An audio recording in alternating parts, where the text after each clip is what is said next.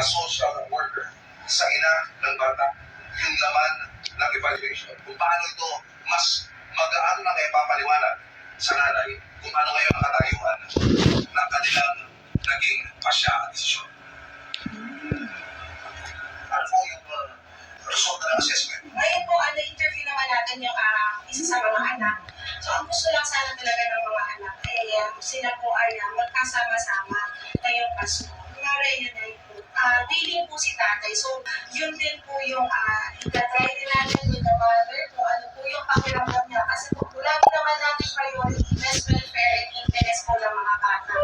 November 19, 2024, nagtulong ang social workers ng Manila District Social Welfare Office o MSWDO sa bahay ni Jeffrey para kamustagin ang mag-aama.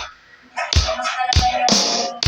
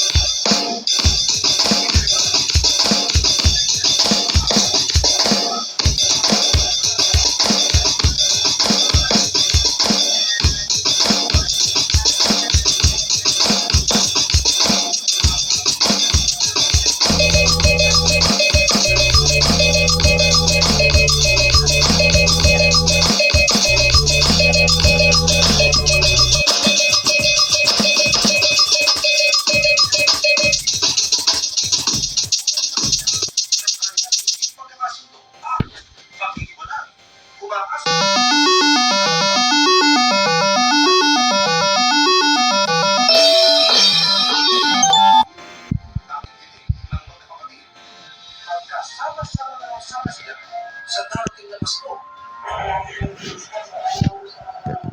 magkasama po rin silang magic si Papa.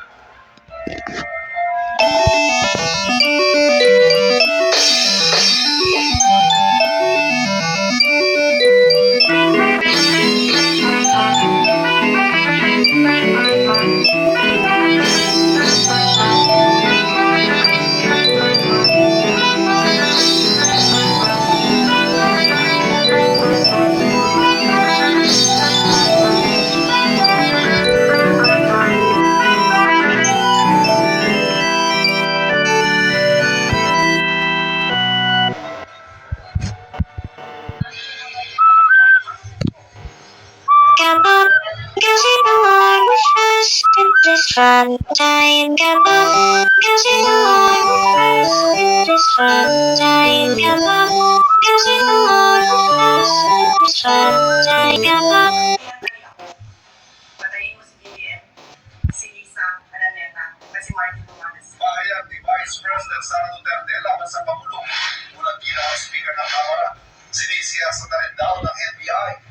VP Sara, posible bang makasuhan sa mga binitiwang salita? Rumalan isang tubig sa ilog sa Sultan Kudarat, bakit punay kami?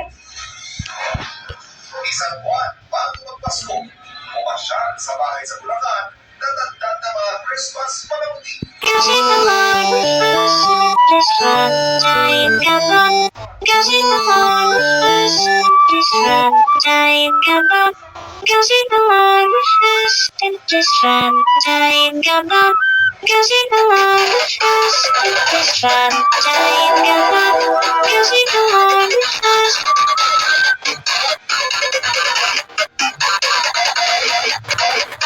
Halos 1,000 bahay ang naabot sa sunog sa Manakipatan, Isla Cotabato, sa Tondo, Maynila. Inilaan sa Task Force Charlie ang hanapan. Pati mga helicopter fireboat tumulong sa panagula. At autotuklay, sinikuway. Kaya Ivan, aabot sa 2,000 pamilya ang naapektuhan ng sulog na sumiklab kaninang umaga rito sa Isla Cotabato.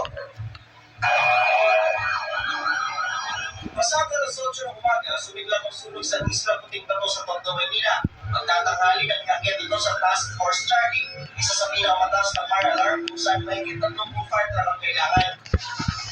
Dahil sa lakas at tawag na ng apoy, kailangan ng gumamit ng helicopter para magbuhos ng tubig mula sa ipapawid. Dalawang helicopter na nagpapabalik-balik kanina pa para sumarap ng tubig sa mismong dagat sa kahit natapon at bumuhos sa apoy. Dahil damay sa sulog ang